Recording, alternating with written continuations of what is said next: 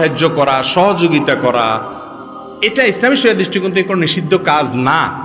আমাদের নবী করিম সাল্লাল্লাহু আলাইহি সাল্লাম বহু অমুসলিমকে সাহায্য করেছেন, অনেক অমুসলিমের উপকার করেছেন। তাদেরকে হাওলাত দিতে পারবেন, টাকা পয়সা ধার দিতে পারবেন, কোনো অসুবিধা নাই। তবে আপনার থেকে টাকা নিয়ে এসে পুজো করবে, গুনাহের কাজ করবে, আল্লাহর অবাধ্যতার কাজ করবে, শিরকের কাজ করবে, সেখানে আপনি টাকা দিতে পারবেন না। অনেক ভাইরা আমাদের আজকাল উদারতা দেখাইতে গিয়া এমন উদার হয়, সব খুলে দিয়ে দেয়। এই জন্য আল্লাহর সঙ্গে শিরক করলে, এটা শুধু অমুসলিম ভাইদের জন্য না, মুসলমানদের কথা একই কথা।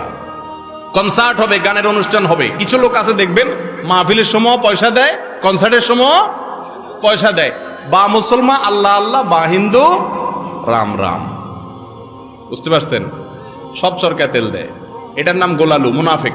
এই খাঁটি মুসলমান হতে। চ্যানেলটি সাবস্ক্রাইব করে আমাদের সঙ্গেই থাকুন।